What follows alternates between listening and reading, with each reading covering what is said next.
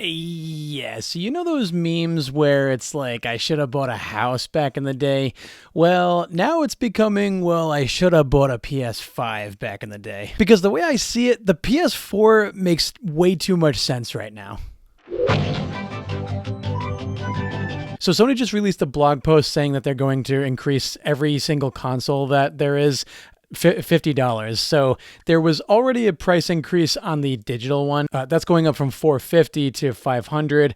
The base model is going up from $500 to $550, and then the PS5 Pro is going up from $700 to $750. Which kind of defeats the purpose of owning a console in the first place. It is a cheaper alternative to PC gaming. And when I think about it, like the PS4 just, if you have one of these already, it just kind of makes sense almost really to stick with it, because the PS4 is still supported. You look at the marketing campaign for Black Ops 7 and PS4 is just right on there. We all know consoles have a life expectancy that's less than PC gaming at this point, and because the PS4 is still supported, it just kind of like is crazy, because when I first got a PS5, it was really cool. It's a very powerful machine, no doubt about it. I mean, it plays every PS4 game that you own like just a lot more smoothly. Looking back on it, I've now owned my PS5 for 2 years now, and so far, I mean, obviously there are games that you really can only get with a PS5. Cyberpunk is one of those games where it's you are not. I mean, even on a PS4 Pro, that thing's gonna struggle, but like, you know, now it's out on the Switch too, and it doesn't struggle on that. If you're limited on time, say 5 to 10 hours a week, and you're still gaming on a PS4, to me, I just think it makes sense to stick with the PS4 at this point. When you look at different YouTube videos or different Twitter comments or whatever it is, there's so many comments that say that the devs of these games don't realize that we could play our backlogs for years. I mean, even the next 10 years and be completely fine. And I think it's time for us gamers to really cash in on that promise, really, or on that threat, because I mean, obviously what Sony is saying, what Microsoft's saying, what Nintendo's saying is, you know, the political environment with all these tariffs, you know, are really causing these things to go up. But like the thing is, on every level, every business is really trying to pass off that cost to the customer wherever it can. I also seen comments of people saying, you know, the companies can just eat these costs, and yeah, they can, but that's really not in their nature to do so. I mean, you're not gonna go near a crocodile and not expect to be eaten. I mean, it's in its nature to eat you. So is a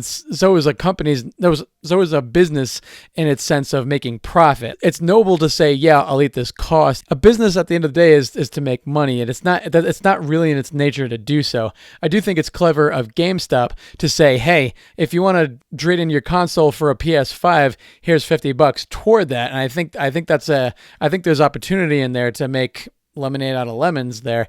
And so I think in different cases, like, you know, CD Projekt Red making Cyberpunk fully on the Switch 2 cartridge, you know, going full in on physical, eating the cost there, I think is a unique thing. GameStop offering the $50 trade-in for a PS5, I think, is another thing. I think with all these companies well known to just pass off the cost onto the customer, I think that's where it can stand out. Maybe at the cost of profits, it's trying to gain your goodwill, and I applaud these companies for doing so. So maybe, you know, we can show these companies some love for doing that. What I think is going to be the best for you and your gaming habits is really sticking to your backlog. Don't just buy games just to have them in your backlog. Don't just buy games just to say you have a well-known high-value game in your stash that you're not even going to play.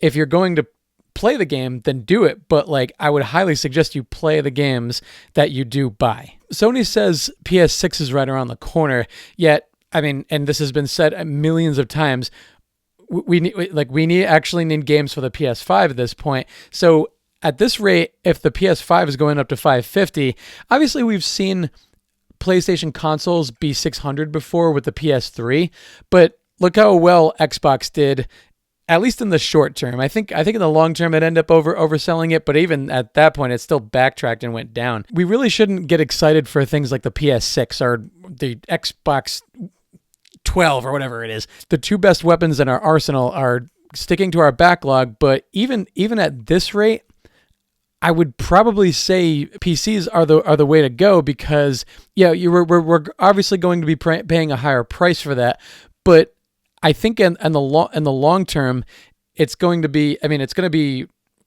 worth more. I mean, especially when you consider the Steam and then emulation possibilities with that too, that the official companies aren't even putting out there. So, I think we're starting to really, I think in the next few years, I think people who ordinarily own consoles are going to start migrating towards PC, because it's going to be more expensive, but is it going to be worth it in the long run to do that? And I think even if you used a PC as a console, the very fact that you can just have access to more games, I think might be worth that price.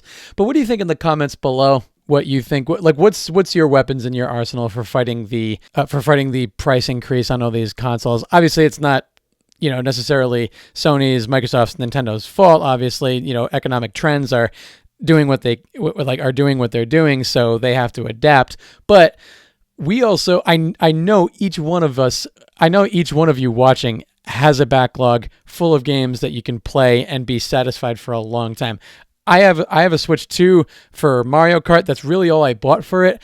I love to play my backlog on Switch, and I will be buying DK Bonanza, but only for my birthday. But when Metroid Prime 4 comes out, I will be playing that as well too. But I'm really not excited to buy a ton of games. It's more just like these are franchises that I'm locked into. If you want to follow me on Twitter, I'll leave a link for that in the description below. And the next thing you should watch if you like this video is I just did a video on how game subscriptions have at least 5 ways of sneaking up on you that you didn't really notice in the first place.